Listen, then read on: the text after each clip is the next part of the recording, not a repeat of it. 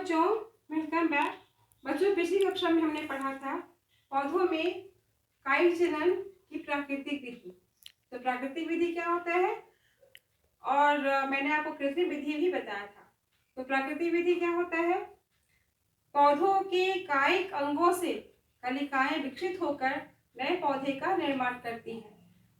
उससे ही हम, और ये काम पौधों में स्वतः होता है, इसे हम प्राकृतिक विधि कहते हैं। और कृत्रिम विधि क्या हो गया, कृत्रिम विधि जो मनुष्यों द्वारा करवाया जाता है उसे हम कृत्रिम विधि कहते हैं। तो बच्चों, आज हम पढ़ेंगे कृत्रिम विधि के बारे में। तो कृत्रिम विधि दो तरह से पौधों में हम करवाते हैं, कलम है और दूसरा है कलम बांधना या ग्राफ्टिंग। जैसे कि पहला हो गया कलम। कलम में है, ये देखिए आपके पाठ्य पुस्तक में यहाँ पे एक गुलाब की डाली है। तो गुलाब की डाली को ऐसे इसके मातृ प्लांट से गुलाब की डाली को कट करेंगे और कट करके उसमें देखिए यहाँ पे डाली में छोटी छोटी परोसंधियाँ हैं। परोसंधि क्या होता है, इसमें जो गांठ बना होता है ना, उसे हम परोसंधि कहते हैं। तो इसमें परोसंधियाँ होनी चाहिए। उसके बाद उस परोसंधि से देखिए कांटे छोटे छोटे बाहर निकल रहे हैं और पत्तियाँ भी लगी हैं। उसके बाद क्या होता है, इसे जाकर हम मिट्टी में गाड़ देते हैं। तो मिट्टी में गाड़ने के बाद उसमें समय समय पानी मिलता रहे तो ये जाकर एक नए पौधे में विकसित हो जाता है। तो इस तरह से गुलाब में, गन्ना में हम इसको लगा करके और नया पौधा प्राप्त कर सकते हैं।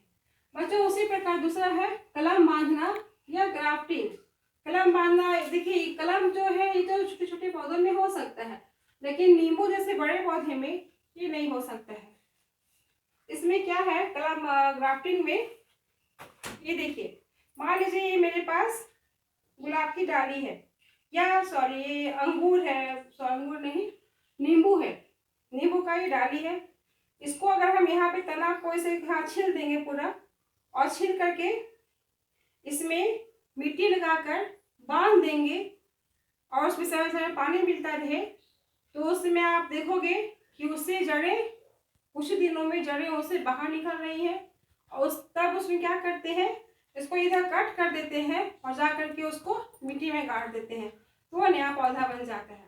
दूसरा ऐसा टेक्निक और भी है ग्राफ्टिंग का, कि डाली को कट किया और उसके बाद जैसे ये देखिए यहाँ पे ये गुलाब का है, या गुलाब का ही डाली है जो अच्छा क्वालिटी का नहीं है, और ये गुलाब का डाली में अच्छा क्वालिटी का है।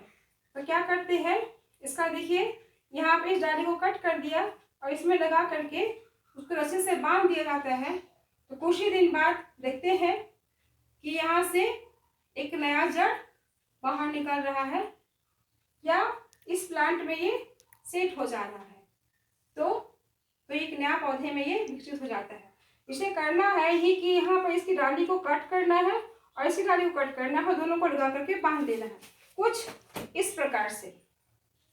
देखिए ये मेरे पास दो डाली है, इसको ऐसे लगा कर दिए और इसको यहाँ पर से रस्सी से बांध देंगे, तो ये जो डाली है, पुराना जो मातृ प्लांट है, उसमें जाकर के ये कुछ ही दिनों में सेट कर लेता है। ये दोनों मिलकर के एक पौधा बन जाते हैं।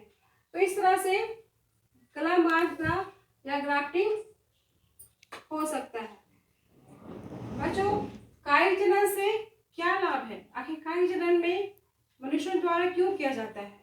तो कायिक जनन में है कि पौधे बहुत ही कम समय में ही उगाए जा सकते हैं। पौधे क्या होते हैं, बहुत कम समय में उग जाते हैं। दूसरा है कि इन पौधों में फूल और फल बहुत कम समय में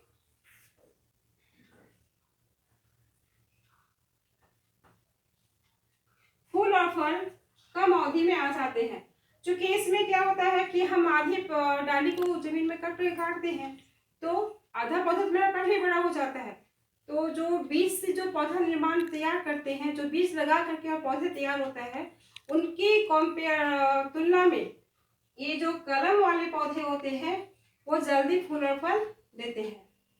दूसरा है कि शिशु पौधे मातृ पौधे से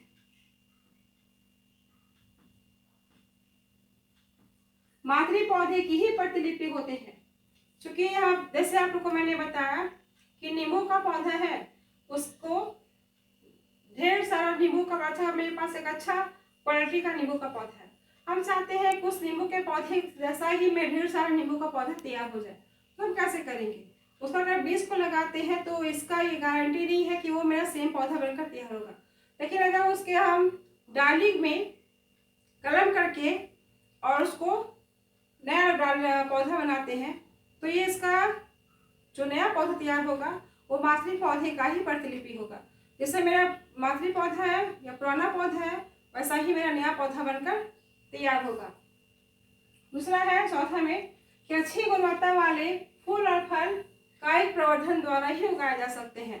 अगर हमें एक नया पौधा तैयार करना है, अच्छा क्वालिटी का पौधा, जैसे मैंने आपको बताया नींबू का पौधा मेरे पास अच्छा क्वालिटी का है, उसे सेम तैयार करना है, तो ये कायिक प्रवर्धन द्वारा ही नया पौधा हम तैयार कर सकते हैं। तो ये मेरा कायिक जनन से इतने सारे लाभ है।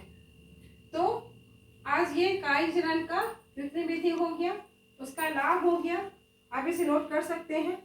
तो अगली कक्षा में हम उस कायिक जनन अनांगिक जनन की अन्य विधियों के बारे में पढ़ेंगे। Thank you.